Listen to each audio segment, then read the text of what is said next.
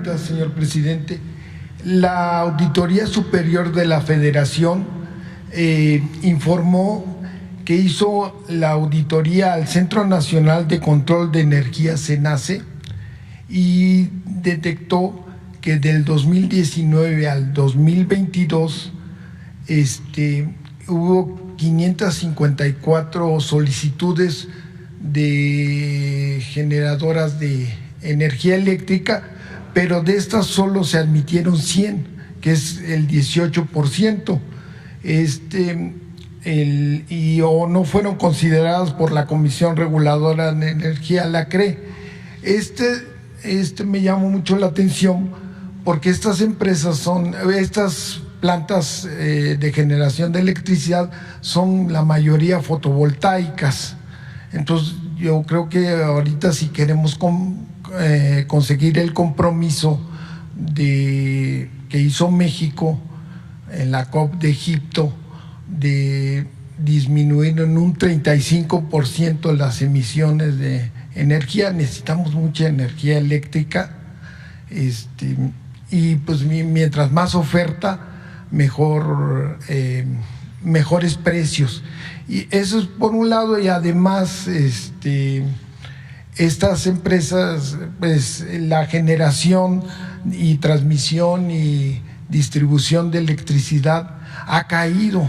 Es de los pocos rubros que no se han recuperado. Ya se recuperaron. Fue muy comentado que el INEGI dijo que crecimos en el 2022 al 3.1, mucho más de lo que habían previsto el Fondo Monetario, pero este rubro de generación todavía lo tenemos atrasado en un 24.9 del 2019 ahora. O sea, ha disminuido esta generación.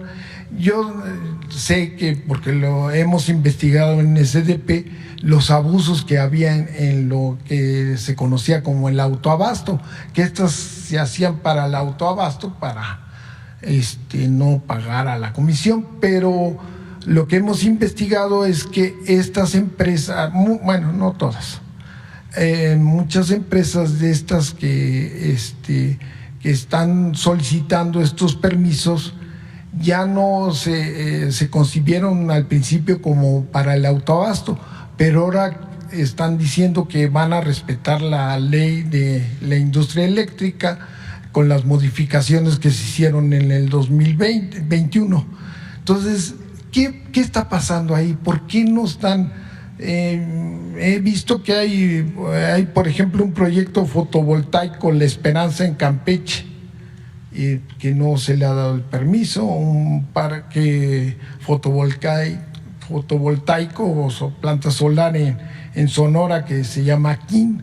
Entonces, estas empresas, ¿qué se podría hacer para que se les den estos permisos a las empresas y sí, pues generen más energía eléctrica limpia y renovable, y pues tengamos más oferta del servicio eléctrico? Sí, es que nos llevó tiempo poner orden, porque con el pretexto de las energías limpias hacían negocios sucios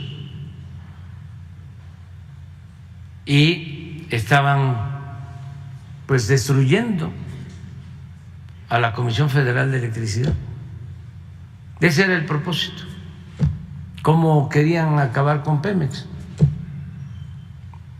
y que todo el mercado, tanto de la industria eléctrica como del petróleo, lo manejaran privados, nacionales y fundamentalmente extranjeros. Entonces, paramos esa tendencia y nos llevó tiempo ordenar el nuevo mecanismo de producción de energía eléctrica y de petróleo, las nuevas reglas Y ahora sí ya se sentaron las bases, ya se declaró como fraude legal el llamado autoabasto, que era un abuso, que se ponía una planta de energía eléctrica y se suponía que era porque se iba a abastecer con esa energía a una empresa y no se actuaba de esa manera. Varias empresas,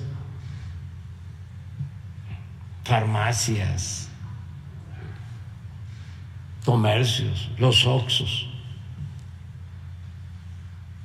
compraban acciones de esa empresa y en $1 se hacían parte de la empresa y recibían energía eléctrica subsidiada. Pagaban menos que los consumidores. Y no les cobraban la transmisión. Eso. En la Comisión Federal. Sí, Y no se les cobraba la transmisión, por eso el subsidio. Y la interconexión tampoco. Bueno, Sí, entonces porque todo eso ya se arregló y muchos están entendiendo que deben de regularizarse, ya lo están haciendo. Además,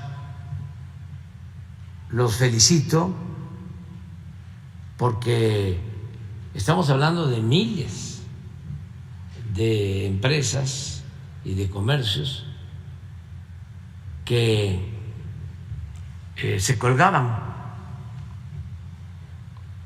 Se hablan de los diablitos, ¿no? De las vecindades o de las colonias, o de las viviendas en colonias populares y todo, pero no, pues esto eran diablos, no diablitos, que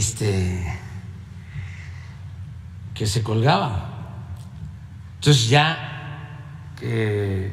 con este orden ya viene pues una revisión caso por caso, se está haciendo, se están otorgando ya permisos. Por ejemplo, se tuvo una reunión que yo presidí con todas las empresas canadienses de la industria eléctrica de ese país, que tenían trámites pendientes, y resolvimos todos los temas, todos los asuntos de las empresas canadienses. Le dediqué un mediodía a atenderlos con el director de la Comisión Federal de Electricidad, con la secretaria de Energía, y salimos con un acuerdo. Y así lo estamos haciendo. Y estamos aceptando, está creciendo la generación de energía de fuentes renovables, limpias, y vamos a cumplir con los compromisos internacionales, fortaleciendo a la Comisión Federal de Electricidad.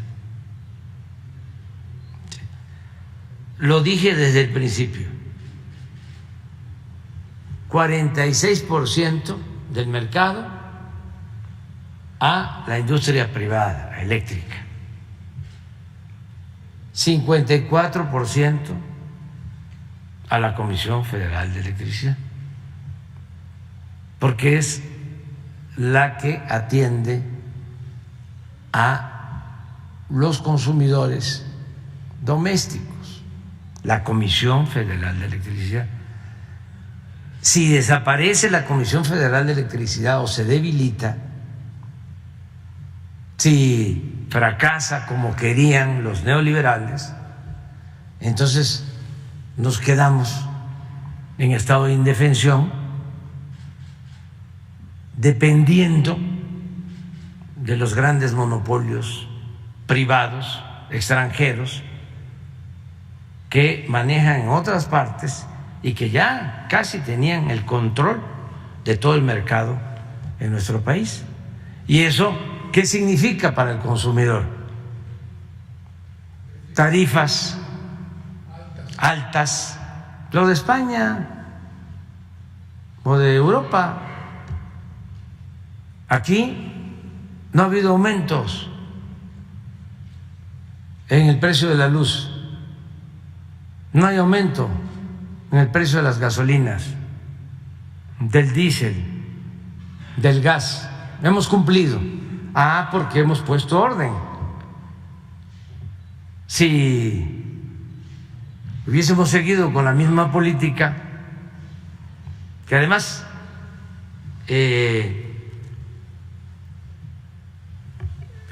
se emparejaba con el predominio de la corrupción,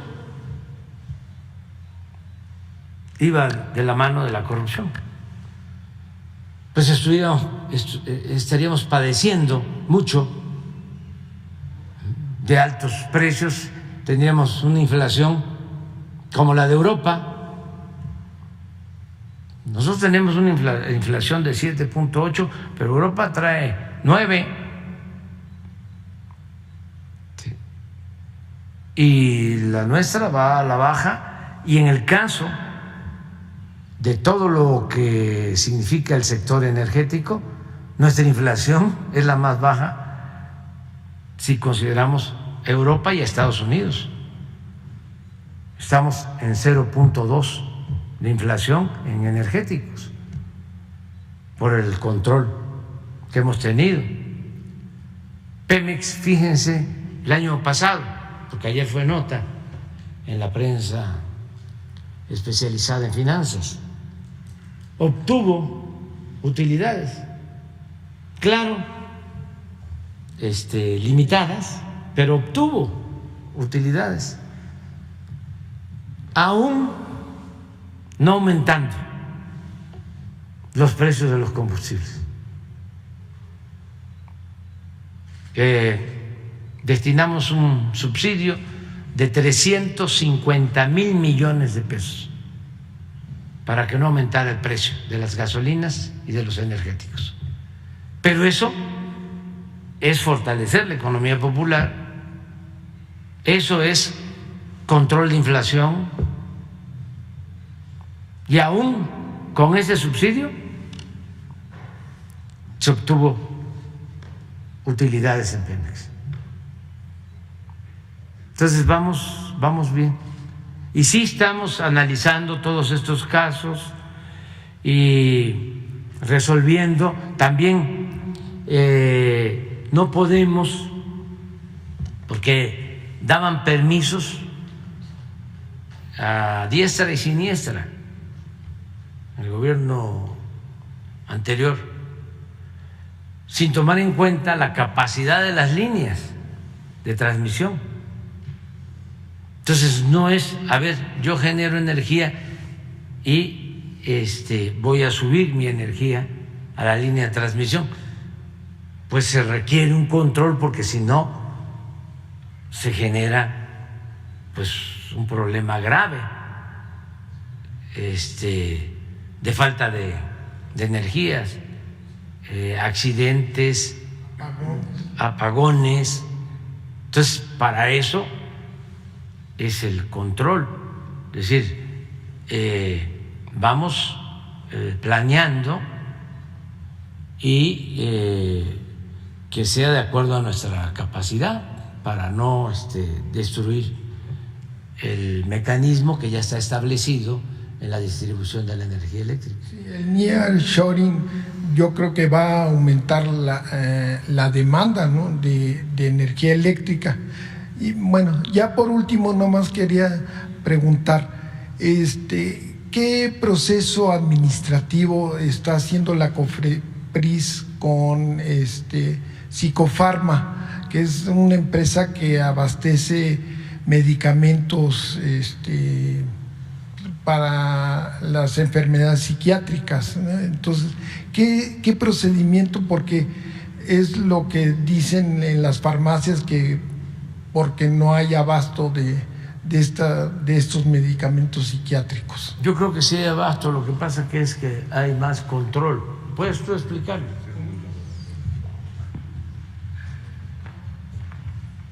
Con gusto, presidente. Gracias por la oportunidad. Gracias, Eduardo, por hacernos esta pregunta.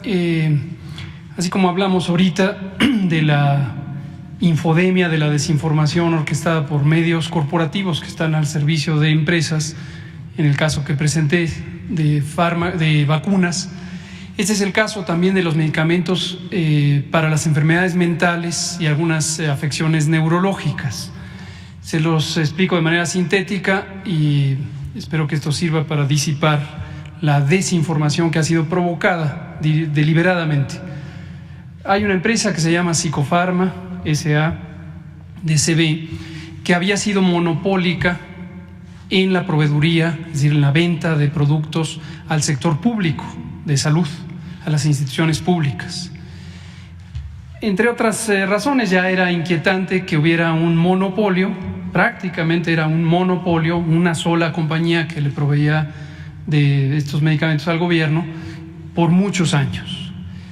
Sin embargo, cuando empezó nuestra administración, pues trabajamos con lo que había, se le compraron varios años seguidos a esta empresa y en fechas más recientes, quizá un año, año y medio, empezó a ocurrir una falta de cumplimiento de los contratos.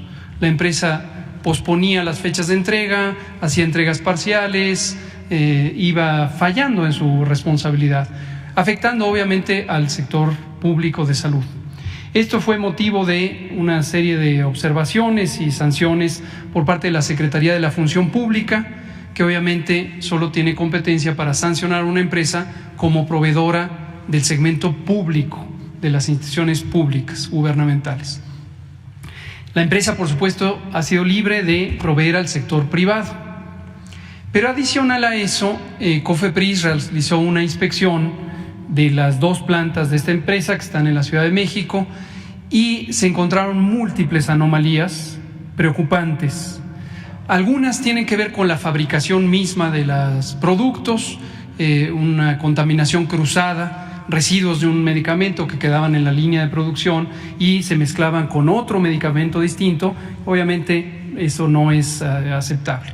Y entre otras también había un problema importante de trazabilidad, o como se conoce técnicamente de identificación de dónde estaban algunos lotes de sustancias activas.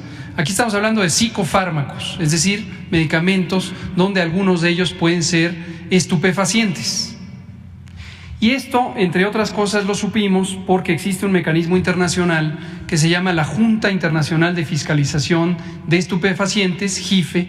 Esto es un convenio internacional en donde la producción en un punto del mundo, por ejemplo en la India, de precursores de medicamentos que también pueden ser usados con otros fines, como enervantes, debe ser seguida cuidadosamente. Entonces se hace un registro en el punto de producción y se debe informar, el gobierno del país donde se fabrica lo debe informar a esta JIFE, pero también el gobierno o las empresas le deben informar al gobierno y a la JIFE en el punto donde lo reciben.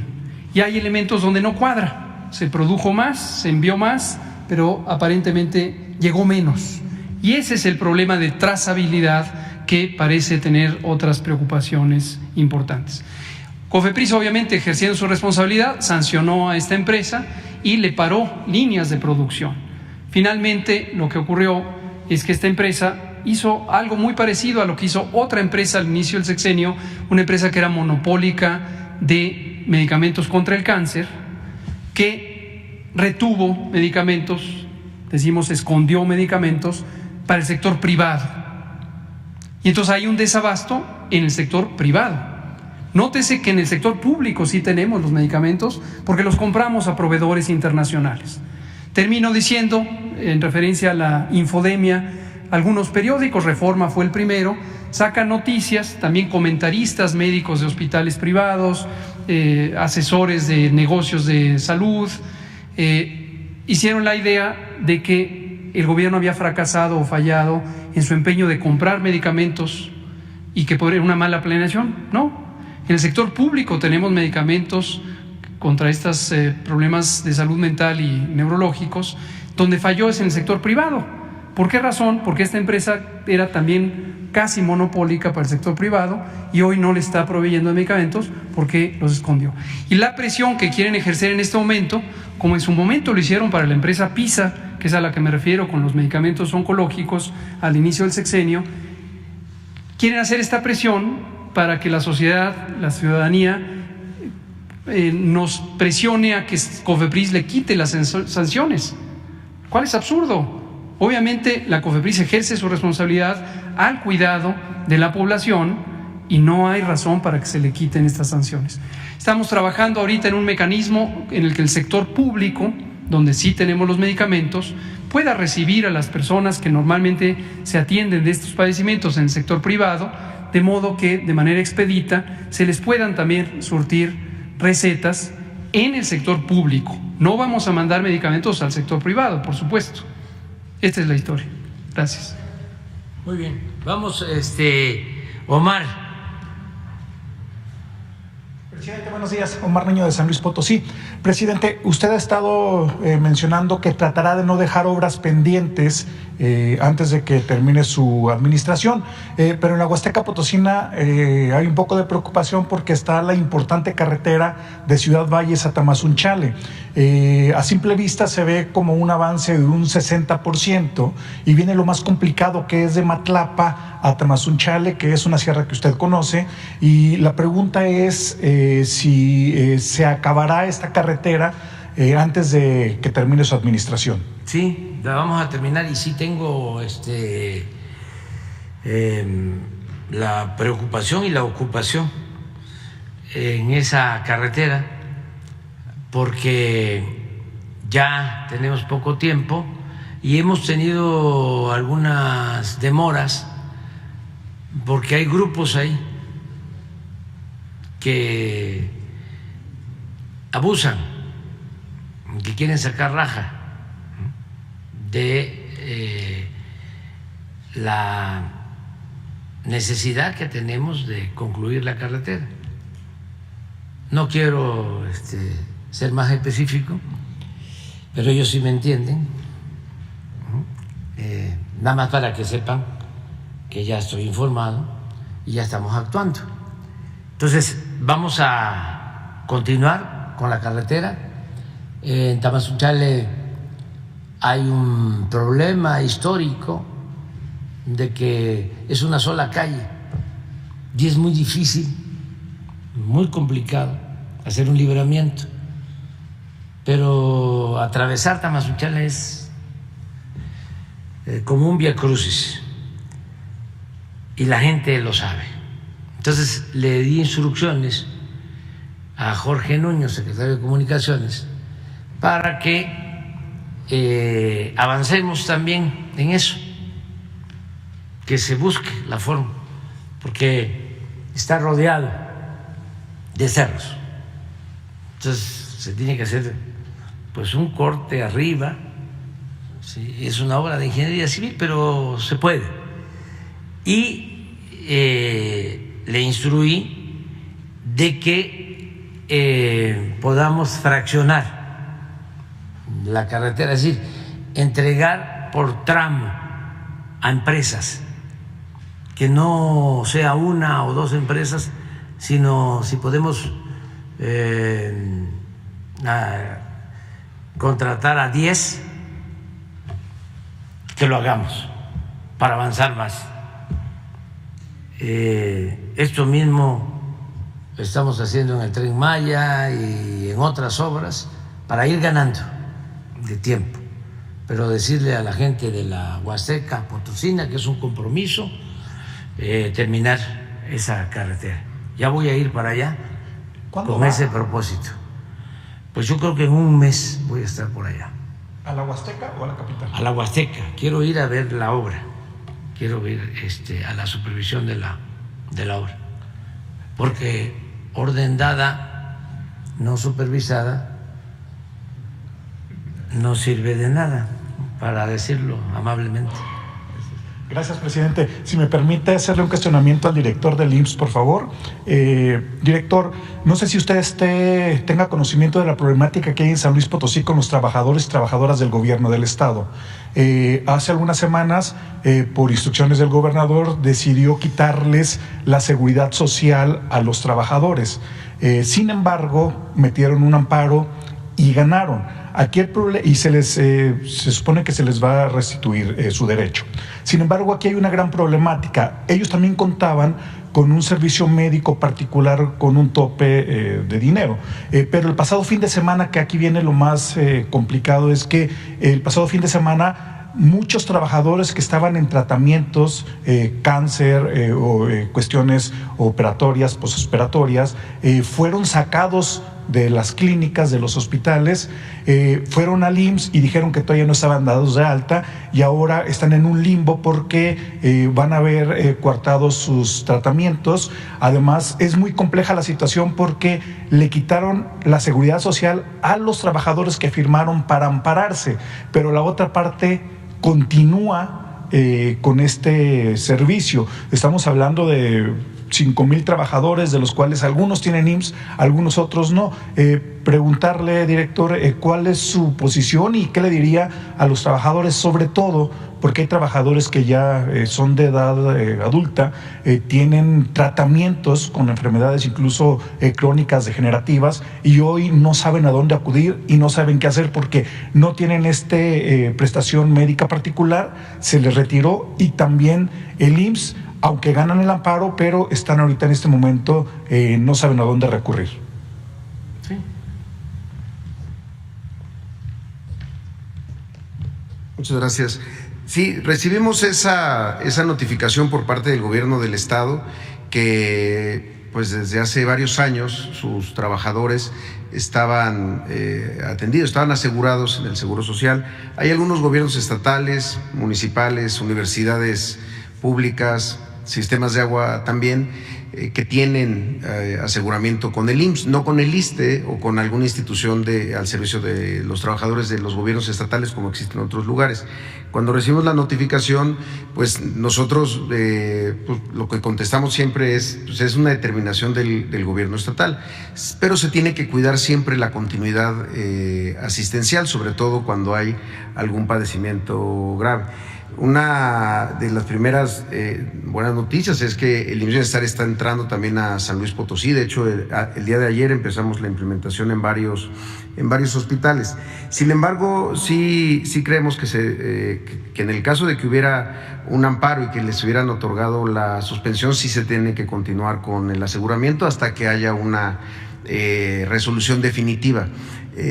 Sin duda creo que no se puede cortar tampoco de tajo. Al final de cuentas, la seguridad social, como lo decía el presidente, es mucho más amplia que solamente la atención médica. Tiene que ver con las pensiones, tiene que ver con prestaciones económicas, incapacidades, riesgos de trabajo, invalidez, y también tiene que ver con prestaciones sociales como las guarderías y demás.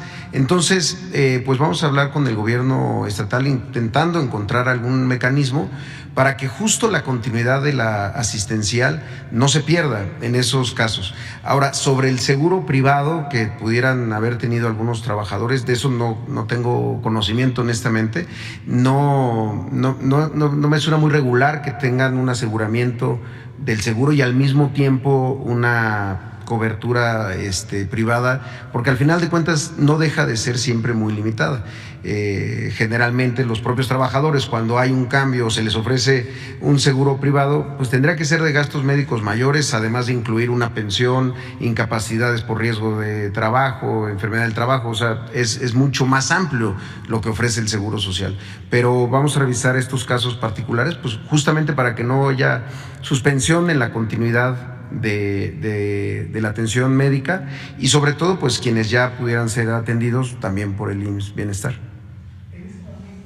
Los trabajadores que no pueden acudir al IMSS porque están desafiliados, ¿cuál es la posibilidad que tienen con el IMSS? Pues llegar a algún acuerdo con el gobierno estatal para que los vuelvan a asegurar. En ese momento reactivarían todas sus semanas cotizadas y demás. Al final de cuentas, insisto, en este sentido el gobierno del estado actúa como un empleador. Y el empleador pues da de alta o de baja, pero tiene que encontrar cómo cubrir a esos trabajadores, si la pretensión es llevarlos al ISSSTE o darles otra atención. El asunto es que el trabajador tiene derecho a la seguridad social con independencia de cuál sea la institución que se le ofrezca, pero sí creo que es importante hablar con el gobernador Gallardo para plantearle diferentes salidas y también conocer un poco más de por qué fue la determinación de sacarlos del Seguro Social. Gracias. Sí, aquí hablar con el gobernador Gallardo, no creo que vaya a haber ningún problema. Él está trabajando de manera coordinada con nosotros y poner por delante el derecho a la salud. Ellos tienen que ser atendidos y ojalá con amparo o sin amparo, hoy mismo, ¿no?, quede resuelto. Muy bien, vamos con Vicente Serrano. Gracias, presidente. Buenos días a todos. Decía mi nana, que en paz descanse, que para criticar hay que tener la cola larga y la lengua larga, la cola corta y la lengua larga, perdón. Y hay muchos que no han entendido en los medios de comunicación este tema. Y me gustaría, para darle contexto a mi planteamiento, presidente, hacer mención que Raimundo Rivapalacio hace unos días escribió que usted había invertido mucho dinero y tiempo para hacer un juicio sumario a Genaro García Luna en la Corte de Palacio Nacional, para golpear por esta vía al expresidente Felipe Calderón, que en una ocurrencia, no estrategia, despacharon ustedes a uno de sus francotiradores a Brooklyn, bajo la máscara de periodista que le crearon desde principios de sexenio, para comenzar a sembrar infundios contra varios comunicadores a partir de los dichos de criminales en el juicio de que Arturo Beltrán Leiva pagó a periodistas para que difundieran rápidamente la captura del rey Zambada en octubre de 2008. También dijo Raimundo Rivapalacio que el enviado de Palacio Nacional diseminó la especie desde Estados Unidos sin el mínimo cuidado de buscar cuadrar las mentiras con los hechos, que está siendo alimentada por algunos corresponsales mexicanos. Me asumo como este francotirador al que se refería Raimundo Rivapalacio, porque su servidor fue el primer comunicador de YouTube, el primer youtubero, como nos buscan ridiculizar, en tener acceso a las audiencias en el juicio contra Genaro García Luna. Y estuvimos en la mayoría de las audiencias, algo que Raimundo Rivapalacio no hizo. Y creo que le caerían bien las transcripciones del juicio al señor Rivapalacio, porque el día de hoy, hasta el día de hoy, sigue defendiendo a Genaro García Luna, diciendo que testigos de oídas que reconocieron haber mentido en sus testimonios en la corte, que inventaron reuniones en donde no estuvieron o apuntaron lugares que no existen, fueron suficientes para encontrarlo culpable de todos los delitos que le imputaron, pero no para convencer a muchos de la culpabilidad. Dice Raimundo Rivapalacio, y me parece grosero: ¿es cierto que recibió sobornos del Cártel del Pacífico? Realmente no se sabe, porque nunca se mostró ninguna prueba de ello. ¿Protegió al Cártel del Pacífico? Tampoco hay evidencia. Dice que lo declararon culpable no a partir de las pruebas, sino porque la narrativa de los fiscales superó a la de la defensa. Esto me parece una falta de respeto para el pueblo de México, que uno de los grandes periodistas de México diga tantas mentiras. Y lo menciono, presidente, porque usted ha sido insistente en este tema, en la no repetición. Y yo le voy a preguntar, ¿qué va a pasar ahora que se ha declarado culpable a Genaro García Luna? Usted ha sostenido con congruencia que no va a perseguir, que no va a enjuiciar a los expresidentes. Pero yo le pregunto, presidente, con todo lo que nos enteramos en el juicio y con todo lo que no se dijo en el juicio, ¿no tiene suficientes elementos para por lo menos repensar investigaciones para los expresidentes Vicente Fox, Felipe Calderón, ahora que sabemos que Genaro García Luna fue encumbrado en esos sexenios, primero en la AFI, después como secretario de Seguridad Pública, y entendiendo que muchos de estos que marcharon, que organizaron lo del domingo, también callaron. Ahí está Santiago Krill, que fue secretario de Gobernación, y dice que como Felipe Calderón lo niega calderónicamente, que haya sabido, haya escuchado, haya estado al pendiente de las trácalas de Genaro García Luna. Yo le pregunto, presidente, ¿no dicen que es de sabios cambiar de opinión? ¿No es momento de que el presidente de México ordene investigaciones, sendas investigaciones a través de la UIF de los expresidentes, y que, bueno, le cumplamos a Raimundo Rivapalacio y que no se quede nada más en los dichos de un testigo, que el periódico El Universal recibía 25 millones de pesos mensuales en sobornos por parte de Genaro García Luna para protegerle su imagen, entre otras muchas cosas? Ahí están personajes muy activos hoy en la política, como Javier Lozano, por ejemplo, que en algún momento ha defendido a Genaro García Luna. Ahí está Roberto Gil Suárez, que fue muy activo con Cabeza de Vaca en Tamaulipas. En otras palabras, presidente, los mexicanos, muchos mexicanos, tienen sed y hambre de justicia. Si usted no hace el compromiso de las investigaciones, ¿cómo podemos aspirar a la justicia con lo que hoy sabemos y lo que no sabemos, presidente? Por lo menos una comisión de la verdad, presidente. Bueno, mira, esto, como decía Yogi Berra en el béisbol, no se acaba hasta que se acaba. Esto está comenzando. Vamos a esperarnos, porque hasta junio va a sentenciarse a García Luna, y de acuerdo a la legislación estadounidense puede el acusado acudir a mecanismos para informar que le permitan reducir los años de condena y al mismo tiempo aportar más información, que desde luego existe, o él sabe, él posee información, yo diría valiosa, y ayer hablaba yo de que sería un buen servicio al país el que él, independientemente de la reducción de los años que va a estar en la cárcel, ayudara explicando cuál fue su situación en el gobierno de Fox y en el gobierno de Calderón. Entonces, no descartemos esa posibilidad.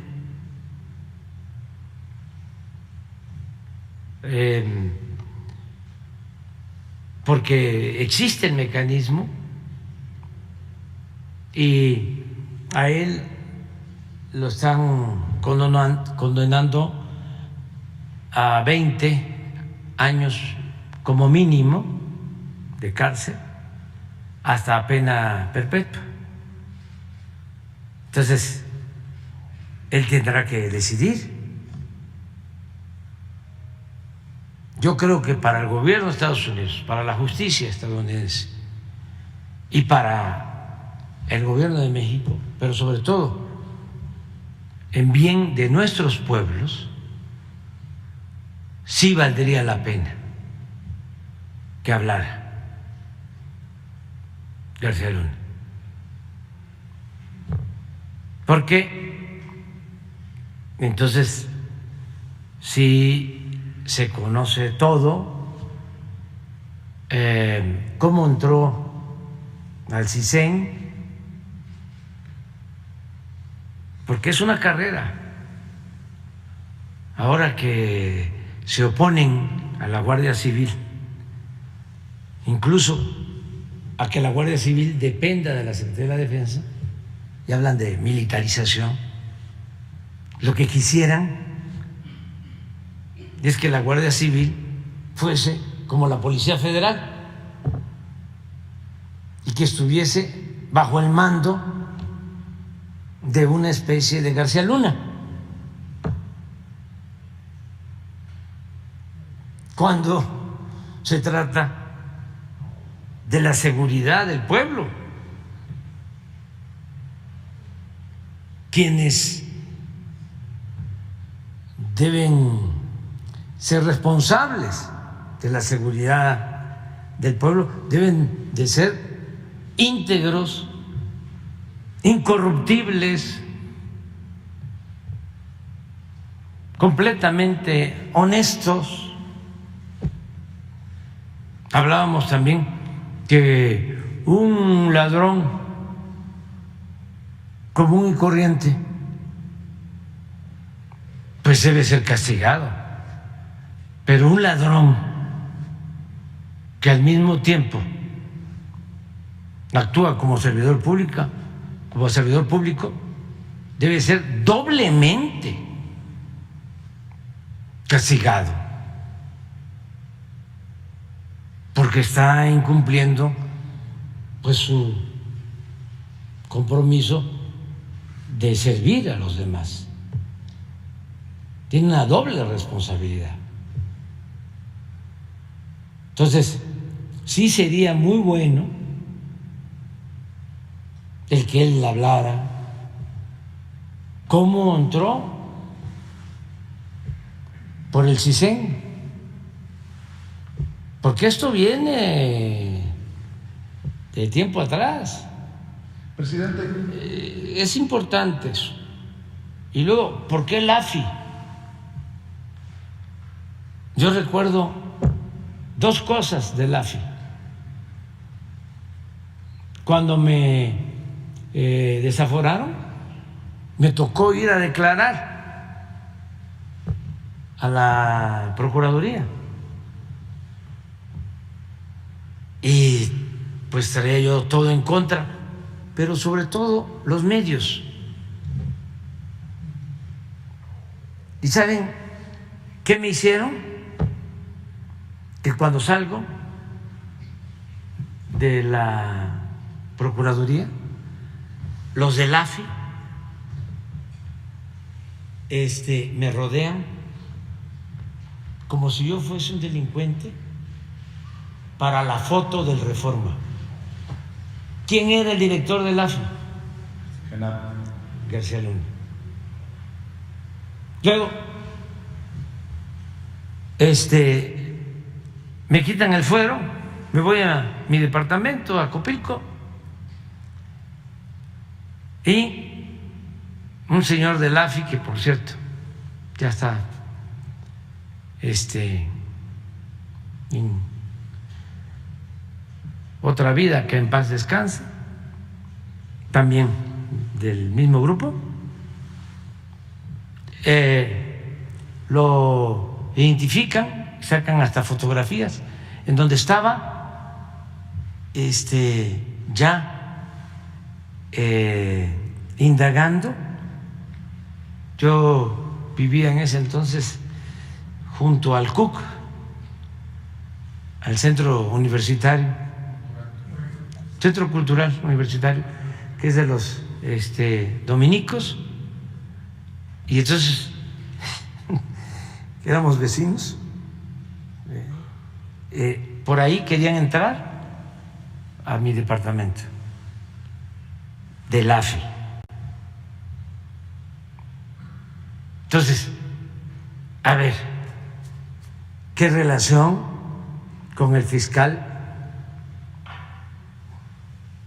de La Concha?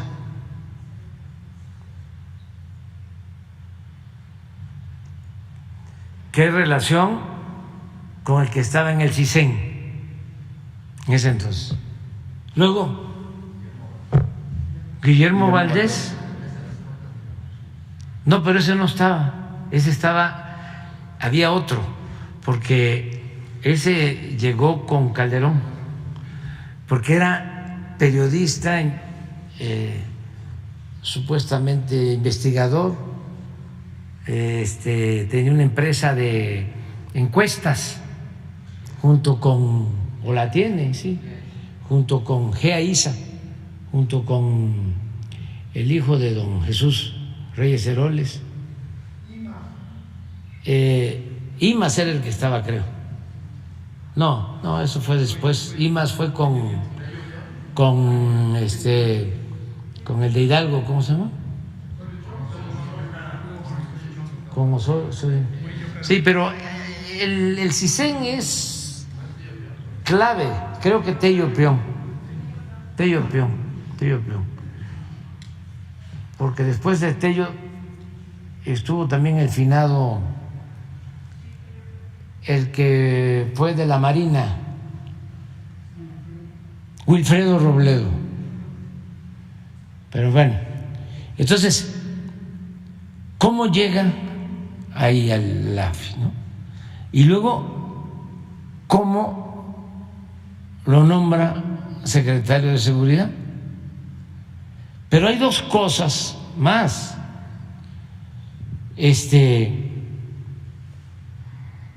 Son 6 años y él va ascendiendo hasta colocarse, ¿sí?, como brazo derecho de Calderón. Y lo otro, ayer vi, y me gustaría que a ver si lo consigues y lo ponemos, una entrevista de quien fue embajador o encargado de la embajada, porque era hombre de negocios, digo, el responsable de negocios de la embajada. Habla de que sí sabían, pero sabían los del gobierno estadounidense. ¿Y por qué? 2009. Desde el 8, dice él, o del 10. Ahorita lo vemos. Estamos hablando del embajador de Estados Unidos en México. Claro, encargado de despacho, pero haciendo las veces embajador, que hace estas declaraciones. Entonces, es muy raro también que las agencias del gobierno de Estados Unidos no hayan actuado o se hayan tardado en actuar. ¿Y por qué no también García Luna habla de esto? Porque lo premiaban, trabajaba con ellos de manera coordinada. Entonces, vamos a esperarnos, es muy importante esto, y yo lo dije en mi toma de posición, hay que castigar a los delincuentes comunes y a los de cuello blanco, porque lo que sucedió en esos dos sexenios, cuando menos, el de Fox y el de Calderón, es que se asociaron la delincuencia organizada con la delincuencia de cuello blanco. Si no habla Genaro García Luna, ¿usted va a pedir investigaciones de Vicente Fox y de Felipe Calderón? Vamos a esperarnos, o sea, vamos a esperar, no adelantemos. Pero este es un tema muy interesante para que nunca más se repitan estas cosas en el país. Y no es con el ánimo de venganza, claro, sino porque va a ayudar mucho, porque se sentían intocables. Además, ya se veía normal. Decía don Jesús Reyes Heroles, el grande, el abuelo de el que escribe ahora en el Reforma, que ya es otra cosa, decía que robaban los políticos en México y hacían lo que querían, y textualmente decía don Jesús, y el peor de los males es que ni siquiera pierden su respetabilidad. O sea, la corrupción se veía ya como algo normal, por eso se atrevió el presidente Peña, con todo respeto, a decir que la corrupción era parte de la cultura del pueblo de México. Porque era algo que querían que se aceptara. Afortunadamente es tanta la reserva de valores culturales, morales, espirituales que tiene nuestro pueblo, que resistimos eso. Porque yo puedo asegurar hoy, a pesar de todo eso, de que la mayor riqueza de México es la honestidad de su pueblo. Bueno, entonces, sí avanzaron, pero fue una lanzada tremenda.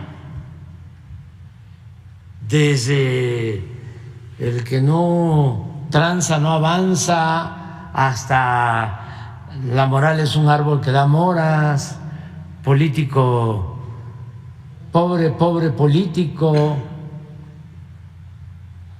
y no pudieron. Y eso es lo que hay que evitar. El que antes algunos no decían, estudia, para que cuando seas grande seas como don fulano, un reverendo ladrón. Era el ejemplo, ¿no? Y había que triunfar a toda costa, sin escrúpulos morales de ninguna índole, y era a los que se les aplaudía. Le ha ido re bien, ya se coló, ya tiene una casa de lujo, tiene departamentos en el extranjero, vive colmado de atenciones, de privilegios, el lujo barato, la inmoralidad. Entonces, ahora, con esto, ayuda a decir, no, eso no es la felicidad. Es como lo de las drogas, que hay que hacer campaña a los jóvenes constantemente de que eso mata. Y ahora que están hablando de estos medicamentos que se usaban para hacer el fentanilo, y por eso se puso orden, porque con esos medicamentos se hacen esas drogas que destruyen a la población. También nos hemos librado de eso.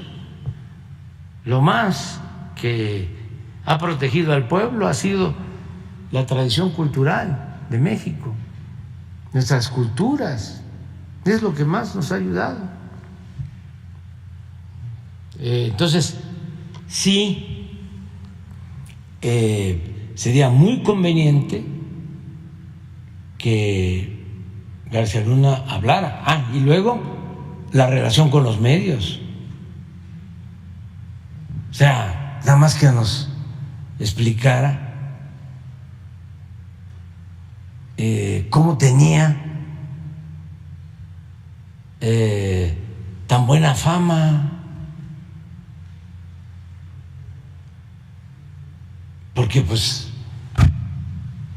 es todo. Los medios, lamentablemente, han estado involucrados en todos estos actos de corrupción. Entonces, sí sería muy bueno que él actuara como testigo protegido y ampliara la información. En algún momento se lo planteé, presidente, que si había la posibilidad de que los medios que estuvieran involucrados en situaciones de corrupción, creo que se lo pregunté por una de estas situaciones que surgieron en torno a Alito Moreno y el martes del Jaguar de Laida Sansores. Ahora se lo pregunto nuevamente. Esos medios de comunicación que han sido señalados, que están bajo sospecha de haber estado relacionados con Genaro García Luna de forma corrupta, ¿deberían de recibir publicidad oficial o deberían de cortársele la publicidad oficial? Porque que no se nos olvide, Televisa recibió cientos de millones de pesos para una serie que se llamó El Equipo. El periódico El Universal está señalado en el juicio contra Genaro García Luna de recibir 25 millones de pesos en sobornos mensuales. ¿Están recibiendo esos medios de comunicación publicidad oficial? No, el caso de Televisa sí, pero en el caso del Universal creo que no, ¿verdad? No hay publicidad con el Universal, ni con el Reforma. No, lo de Televisa es especial porque tienen una cobertura que nos ayuda mucho a informar a la mayoría de la gente. Son otros criterios, pero no podemos echar en saco roto tu planteamiento. Todo hay que revisarlo. No descartar nada, pero tampoco adelantarnos. O sea, vámonos despacio porque llevamos prisa. Vamos viendo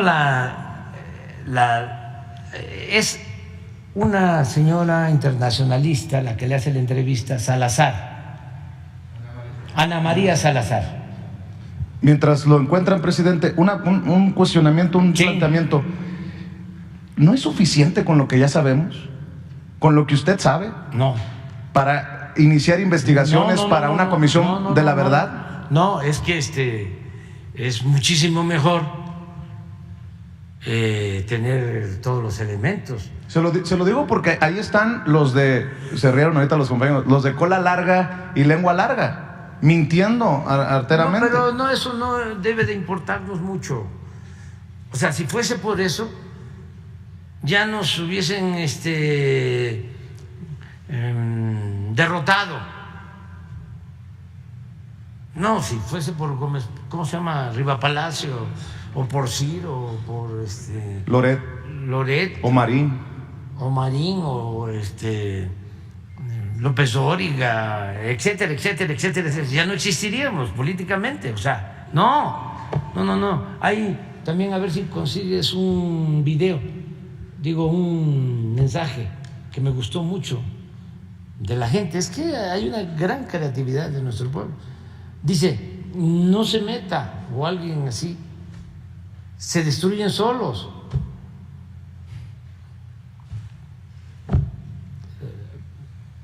A ver si lo consigues. Ese es un mensaje de Facebook. Entonces, no meternos, o sea, solo.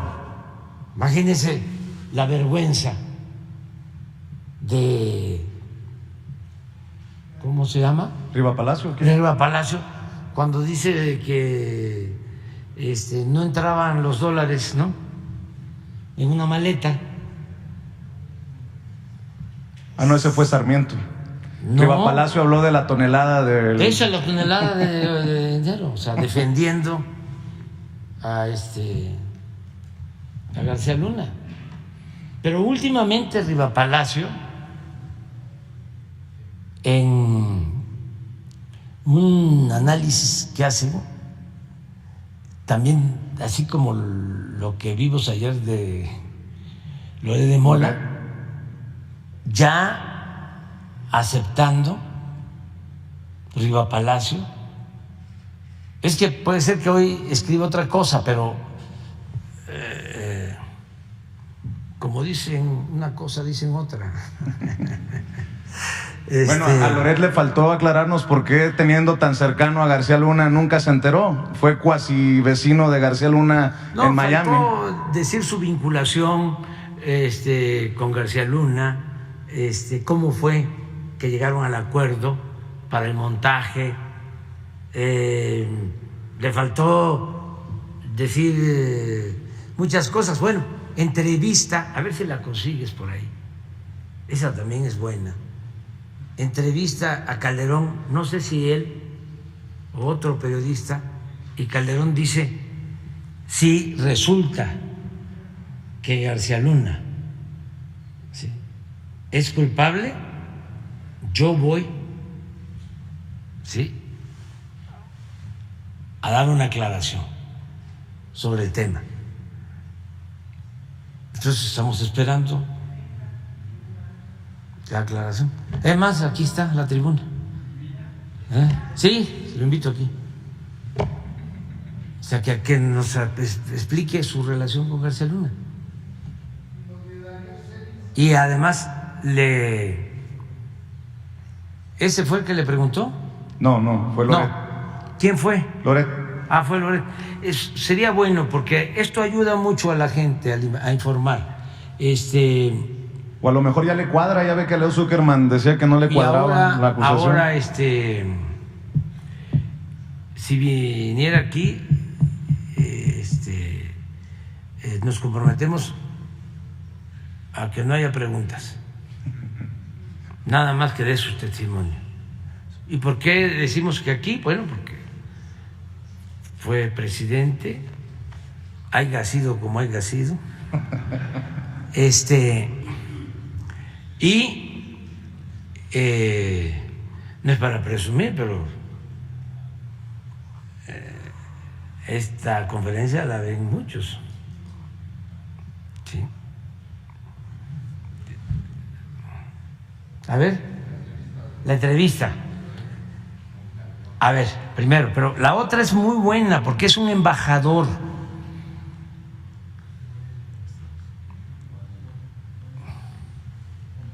Porque también, ¿cómo es eso? De que aquí se hacen todos estos acuerdos mafiosos, ¿no? Se alimentan, se nutren mutuamente autoridades con delincuentes, y pasa la droga a Estados Unidos y allá no hay bandas, no hay campos allá, no hay. cárteles. Pero también sus agencias no ven nada, no actúan. Nada más nos enteramos hace un mes que el que estaba encargado de la DEA un tiempo en México, solo lo destituyeron porque le encontraron vínculos con jefes de la delincuencia en México. Hace un mes. Y ya no hay información. Ahí sí no hay un comunicado del Departamento de Estado. Sí, por eso lo estoy diciendo. No. Es nada más para el señor Blinken, o sea, que ayer habla de la democracia en México. Yo le recomendaría que vuelva a leer a Alex Tocqueville, que escribió sobre la fundación de Estados Unidos y de la democracia en América, porque yo creo que ya es tiempo que ellos regresen a sus orígenes, con todo respeto. Y, de nuevo, para que nos entendamos, en el gobierno que represento hay más democracia que en el gobierno de Estados Unidos. Hay más democracia en México hoy que la democracia, que pueda existir en Estados Unidos. ¿Y no sería bueno que así como juzgan a Genaro García Luna, juzguen también a los agentes de la DEA involucrados? Pero es que eso es lo importante. Pero eso lo tiene que decir García Luna. Es decir, ¿con quién tuvo tratos? O sea, por ejemplo, el operativo de Rápido y Furioso, eso fue convenido entre gobiernos. ¿Y por qué le dieron carpetazo? Muchísima. Es más, ahí está el que también ahora es opositor a nosotros, Sarucán, que era embajador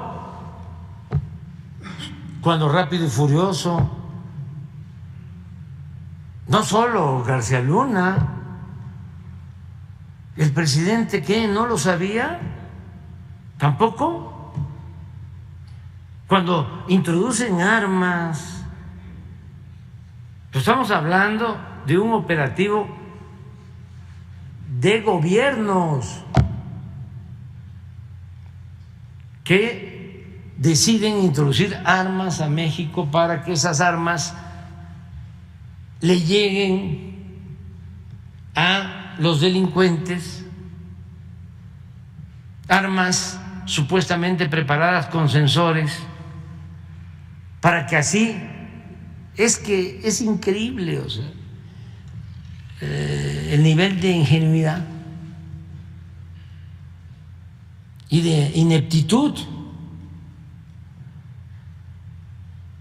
en un narcoestado donde estaban infiltradas todas las instituciones, que no se iban a enterar los de la delincuencia que las armas llevaban sensores. Pues, ¿qué pasó? Pues les quitaron los sensores, o es, aunque no se los hayan quitado, era lo que pasaba cuando se robaban 80,000 barriles diarios de combustibles que tenían un sistema de sensores con alarmas en la torre 3 de Pemex, y bajaban las presiones de los ductos porque los estaban interviniendo, los estaban ordeñando, y sonaban las alarmas, pero podían sonar día y noche y nadie actuaba. También un poco lo de García Luna, lo que sorprendía a Ciro y a todos los que iban al búnker, que hay un sistema que ya les he dicho que sería bueno que una mañanera le hiciéramos allá, porque yo también tengo ganas de ir, o sea, a conocer el búnker ese con sistemas, ¿no? Pantallas. Ayer encontramos un sistema de esos en Quintana Roo, de la delincuencia. ¿Cómo le llaman a esos? C5, pero de la delincuencia. Tenían hasta cámaras en el aeropuerto para saber los aviones que llegaban, todo. Un C5. Entonces, sería muy importante conocer todo eso. A ver qué dijo. A ver.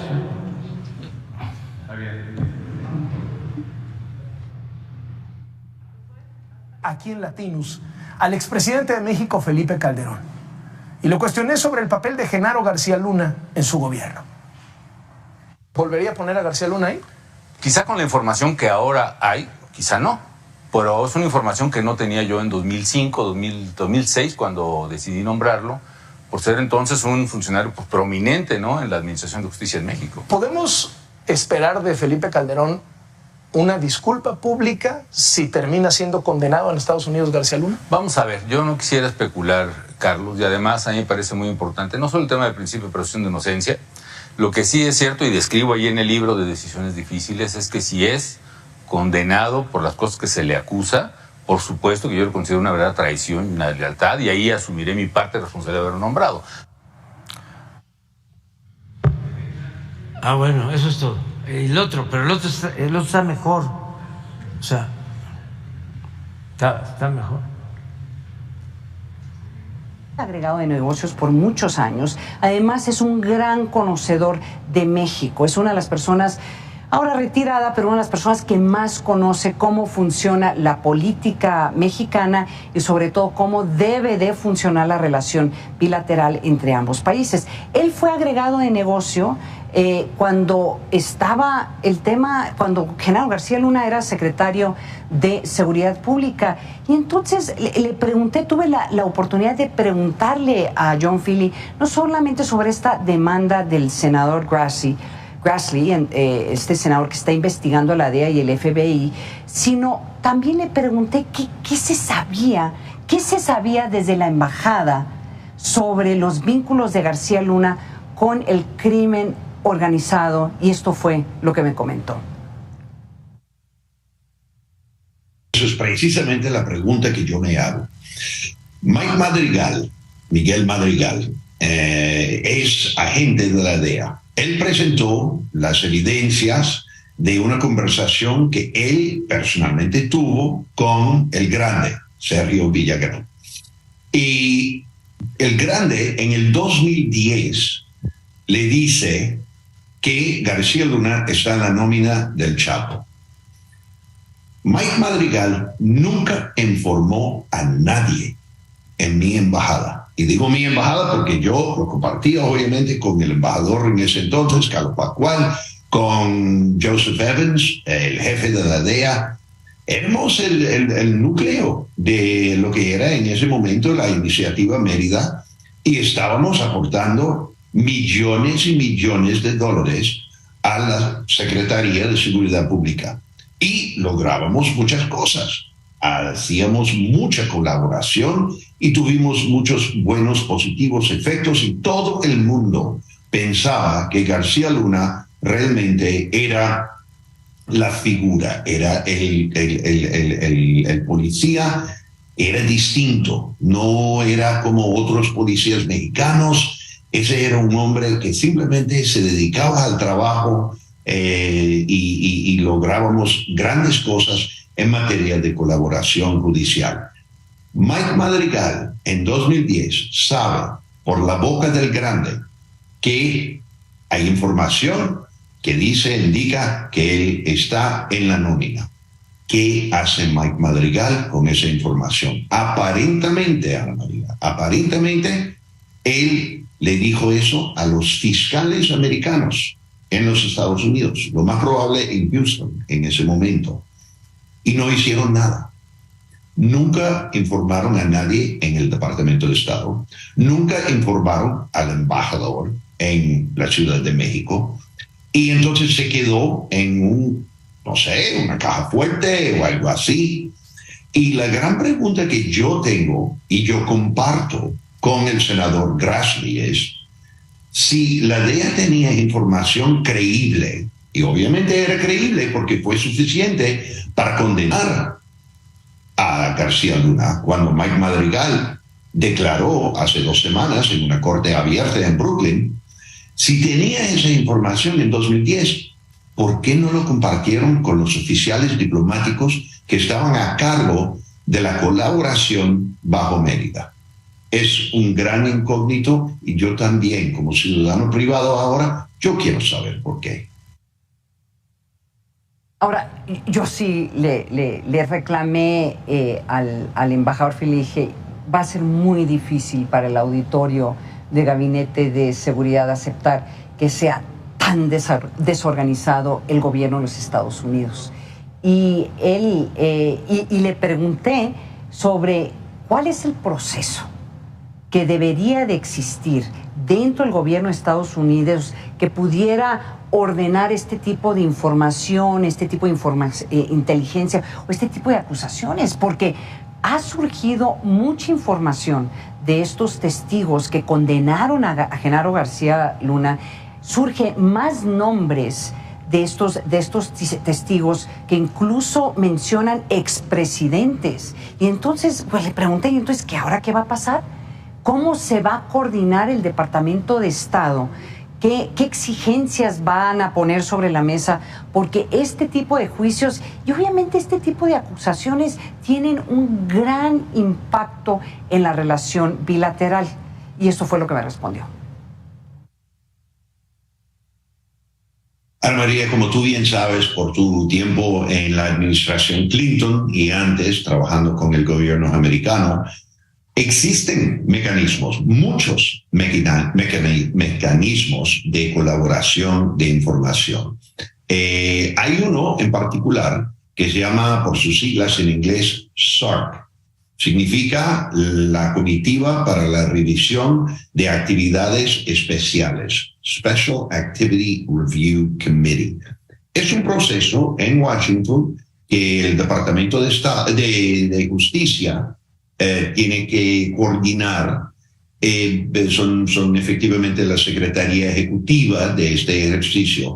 Y cuando una agencia investigativa, que sea FBI, que sea DEA, que sea los alguaciles, los US Marshals, que sea cualquier agencia de investigación de aplicación de ley de los Estados Unidos a nivel federal, cuando ellos piensan investigar a un oficial extranjero en un gobierno, ellos tienen la responsabilidad de coordinar un memorándum que circula precisamente por varias dependencias a un nivel muy alto, a un nivel muy compartimentalizado, pero informando a los jefes de la CIA, de la DEA, del Departamento de Seguridad Interna, etcétera, que, ojo, nosotros tenemos información creíble que nos permite comenzar una investigación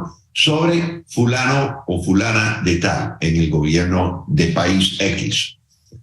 En el caso de García Luna, nunca pasó. Nunca pasó. Y eso, obviamente, y yo era el recipiente de esos memorándum en un tiempo en el Departamento de Estado, cuando estaba en el Buró de Asuntos del Hemisferio Occidental. Entonces yo solía recibir esos memorándums de SARC. Hasta donde sepa yo, nunca había un SARC sobre García Luna. ¿Por qué? Tenemos que preguntarle al Departamento de Justicia, y eso es precisamente lo que el senador Grassley está haciendo.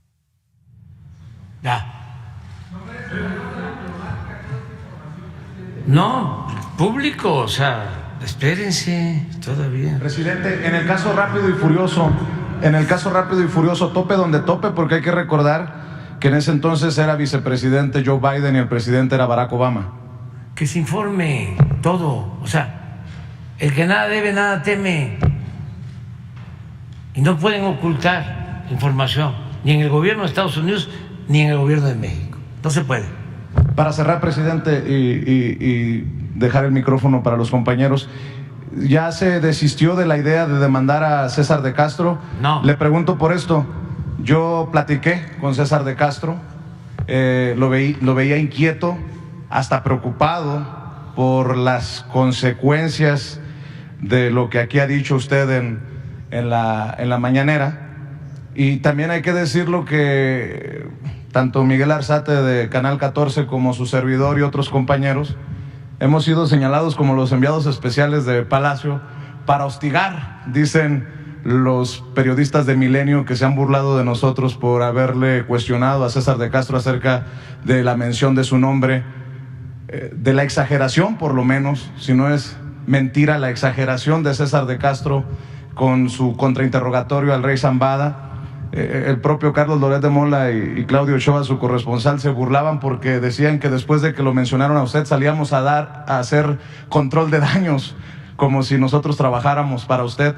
Pero creo que no es un caso por encimita, que ha tenido fuertes repercusiones, porque me lo ha dicho el propio César de Castro antes de que terminara el juicio ahí en una de las audiencias, antes de que iniciaran las audiencias. ¿Sería suficiente para usted que se disculpara el abogado?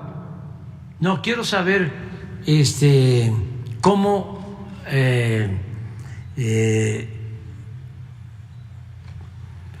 elaboró la pregunta. Eso no lo quiso decir, por más que se lo pregunté, sí. No ha querido decir. Yo tengo dos hipótesis. Una, que en efecto está en el expediente de el rey Zambada. Zambada, sí. Que y él se equivocó cuando leyó o improvisó hablando de que el dinero lo habían dado para la campaña que tuve con Fox, y se equivocó, pero que sí existe un señalamiento de que entregaron dinero durante mi gobierno, cuando fui jefe de gobierno. Hablan de Regino, ¿no?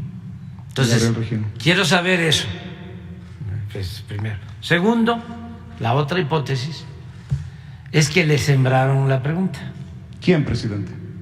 Pues los que son mis adversarios, ¿no? ¿Felipe Calderón? Sí, para mandar el mensaje de que todos somos iguales. No, todos. O sea, bueno, Loret ayer decía todavía de que se perjudica a México, ¿no? Como si México fuese solo García Luna o Loret de Mola. O sea, México está por encima de todos nosotros. Eso es nuestra gran nación. ¿Sí? Entonces, es lo mismo, es la misma estrategia, o parecida. Todos son iguales, es lo mismo. Eso lo he padecido durante mucho tiempo, desde las campañas. Entonces, para no dar su brazo a torcer a alguien que había votado por Fox y que se dio cuenta de que Fox no estaba a la altura, por no decir otra cosa, de las circunstancias, por no dar su brazo a torcer, aceptaba muy fácilmente el que pudiese decir todos son iguales. Y luego con Calderón, ¿se imaginan los que votaron por Calderón y además apoyaron el fraude? ¿Qué pueden decir ahora? Hay dos caminos, nada más. Es decir, Calderón es mi dirigente, como hay muchos que lo defienden. Es inocente. O decir, me equivoqué. Y son muy pocos, fíjense. Porque en el conservadurismo hay mucha soberbia también. No hay humildad. ¿Ni una disculpa entonces? No. No aceptaría la disculpa. Estoy esperando a que pase todo esto. Porque yo aprendí que la política es tiempo. Imagínense cuántos años en esta lucha y cuánta perseverancia. Así es. Imagínense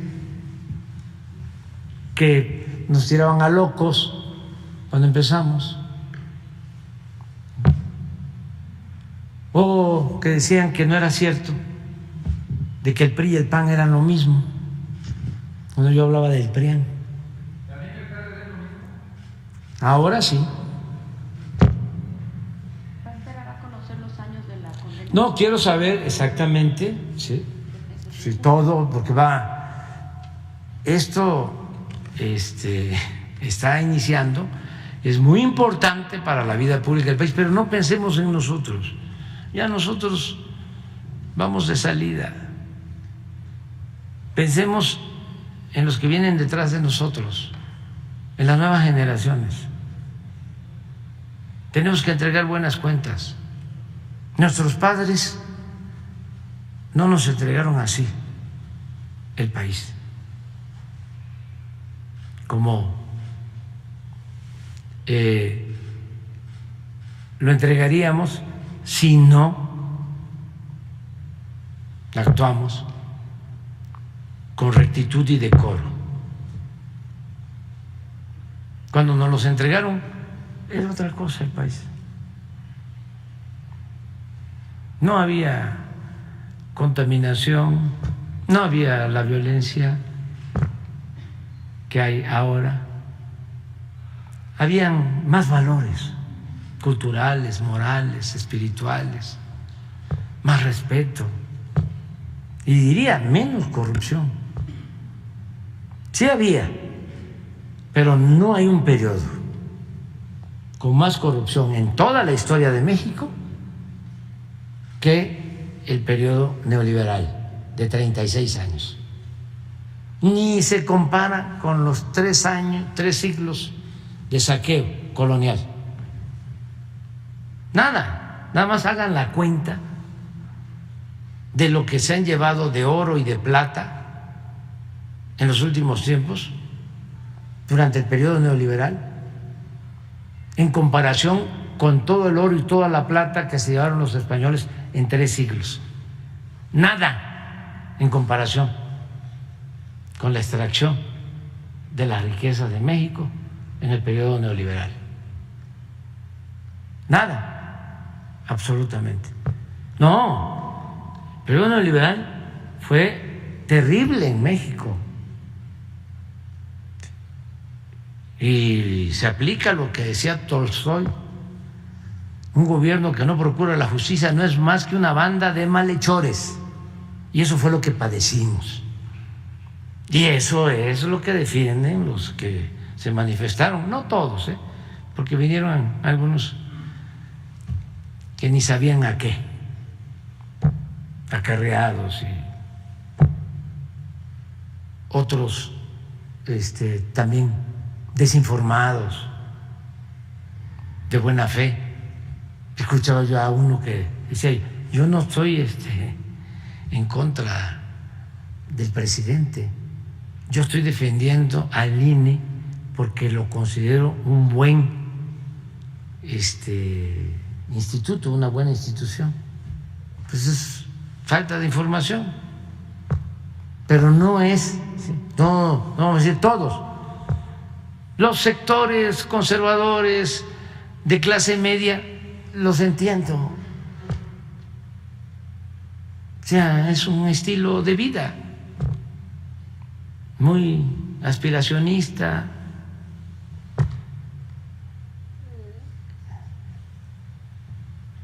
que tiene una manera de pensar. Ya apenas se les empieza a ir bien y ya se vuelven ladinos y clasistas y racistas. Bueno, pero los entiendo. Hay mucho atraso todo ese sector. Pero hay unos que son camajanes, muy corruptos, y que participaron en todo este periodo decadente de los gobiernos neoliberales y son responsables, desde luego, y muy cínicos. Imagínense toda esa mapachada defendiendo supuestamente la democracia. Por eso, ¿qué respeto puede uno tener por el Wall Street Journal o el New York Times.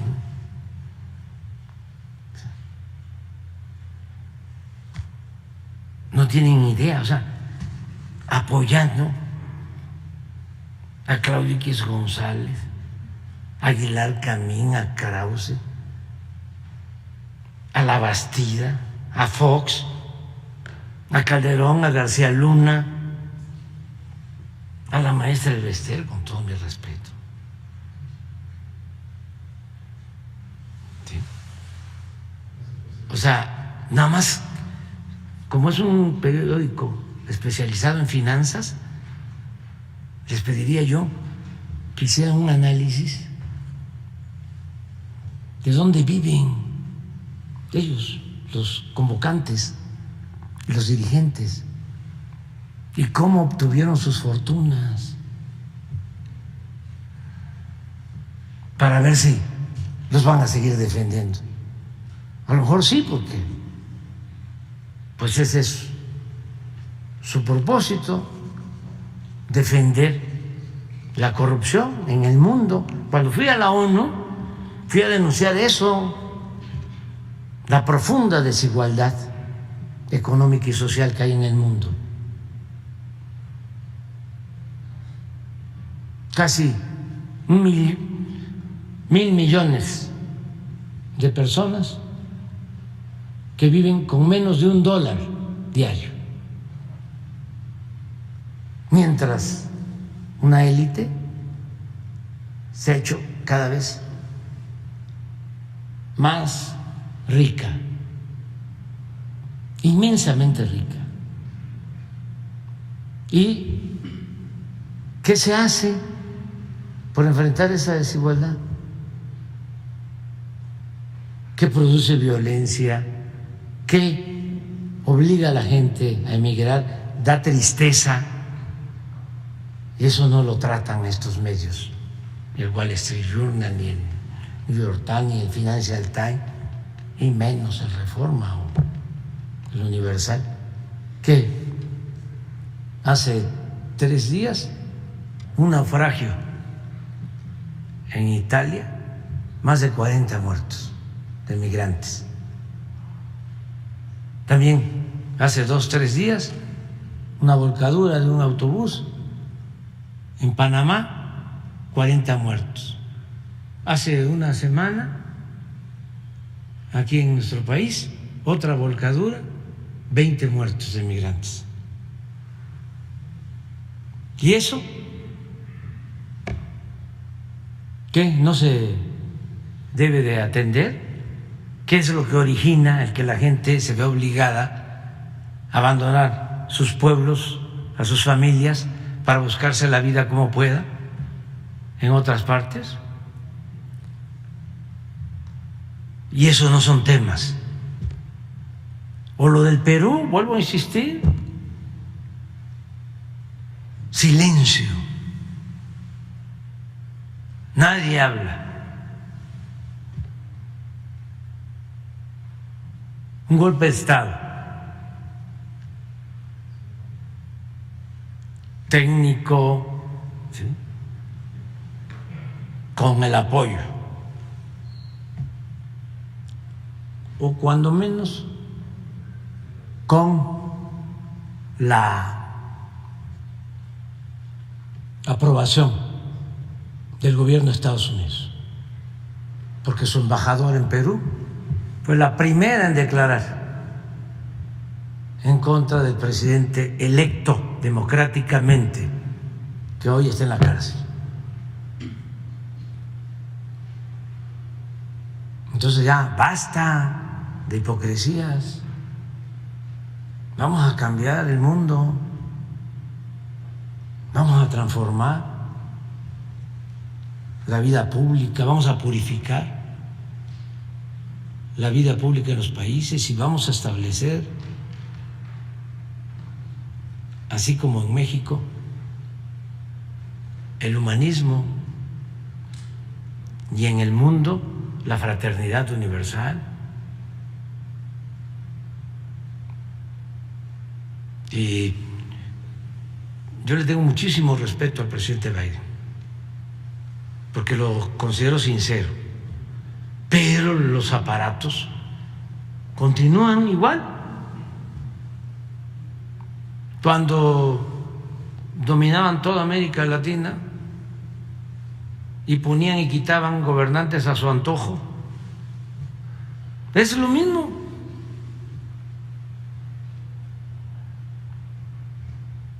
Y siguen hablando de libertad, y siguen hablando de democracia.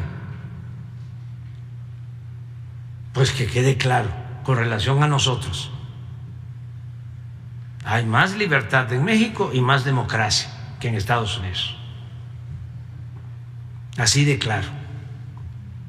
Y si quieren que debatamos sobre este asunto, lo hacemos. Y yo tengo las pruebas para demostrar que hay más libertad y que hay más democracia en nuestro país. Y eso sí lo tenemos que defender, porque no somos colonia, no somos un protectorado, somos un país libre, independiente, soberano.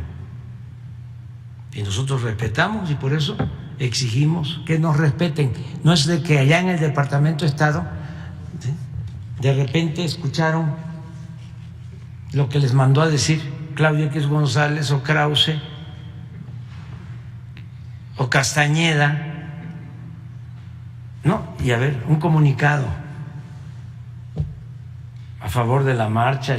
Está en riesgo la democracia en México por una ley secundaria.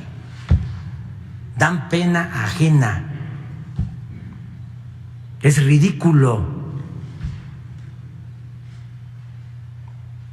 Ojalá y leyeran lo que contiene la ley electoral. Ojalá. ¿Qué es lo que contiene la ley electoral? En esencia, de que no haya funcionarios públicos que ganen el doble de lo que gana el presidente de México. Eso es. ¿A quién se le quitan derechos para participar? Es una ley para aminorar la participación tendenciosa de un aparato que siempre ha estado controlado por la oligarquía, un aparato antidemocrático que han utilizado para llevar a cabo fraudes electorales en México. Entonces, en Estados Unidos no saben de los fraudes electorales en México. No saben.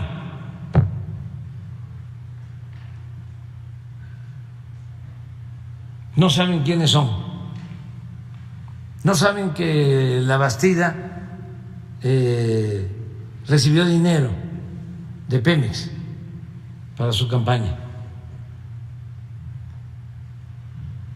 No saben que Fox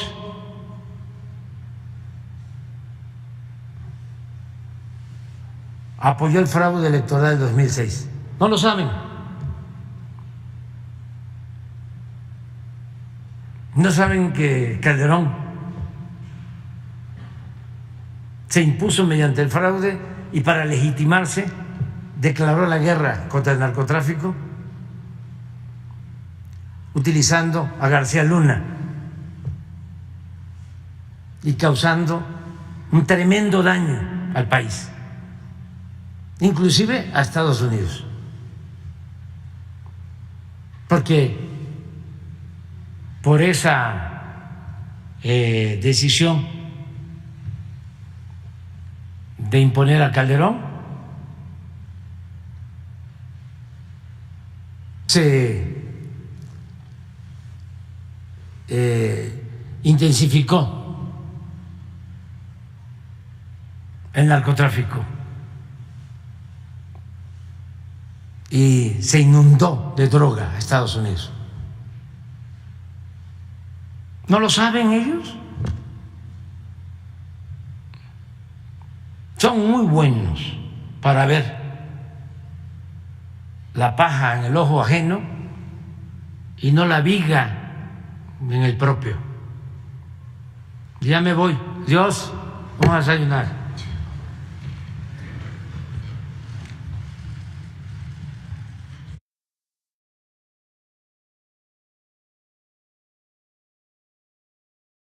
En fríos días aquí